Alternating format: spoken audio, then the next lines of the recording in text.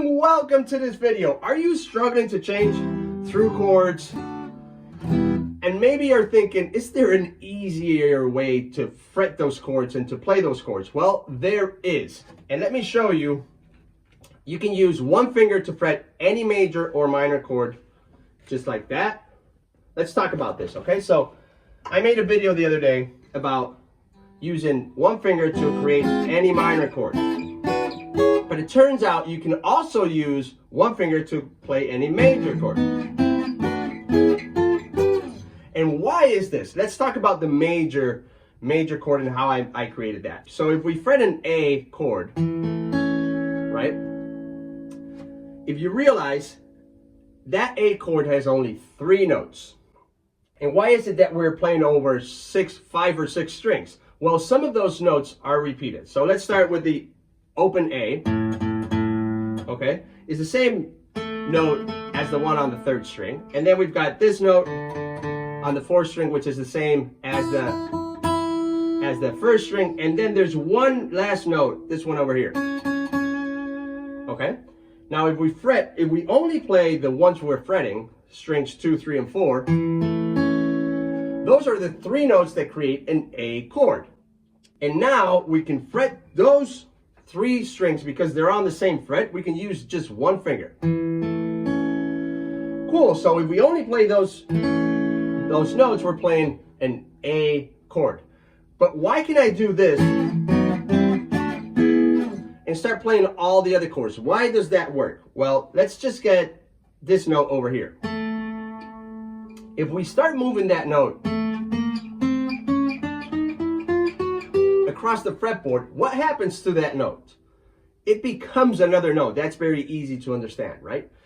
What do you think will happen if we move all the notes that we were fretting? So we're going to fret it like that, right? Same as this or same as this. The same thing. Instead of moving just one note, we're going to move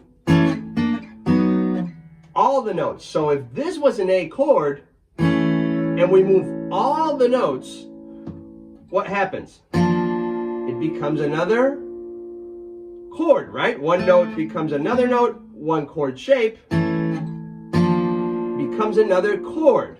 It actually becomes all the other major chords, all of them. A, B, C, D, E, F, G, A again. Pretty cool, right? Okay, so why in this page is there a diagram with minor chords on the top and major chords on the bottom? Okay, so let's combine both things. We already know that if we're starting here, that's an A chord shape, and we're going to move that A chord shape to other places on the fretboard, right? Why can I bring that finger down one string, down towards the floor, one string, and play all the minor chords? It makes no sense. Why does this work? Well, it actually comes from another chord shape. Now we're going to play an E minor chord shape.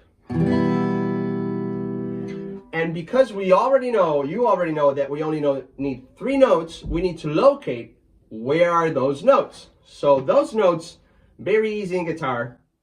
We've got this one, and this one, and we don't even have to fret anything. So we've got an E minor, open position, and now we can move it to an F minor, to a G minor, to an A minor, to a B minor, to a C minor, to a D minor, to an E minor again, to an F minor, and keep going, right? E, F, G, A, B, C, D, E, F, G, A, B, C, all across, following the alphabet. So now you know you've got an, if you use the 2nd, the 3rd, and the 4th strings, you can play a major chord.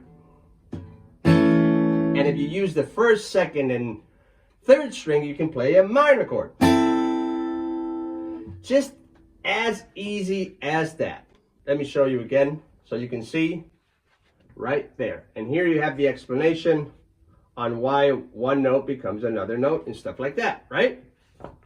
Anyway, if this makes sense and you want to grab a copy, there's going to be a link somewhere in the description. And yeah, I hope you like it. I'll see you in the next page.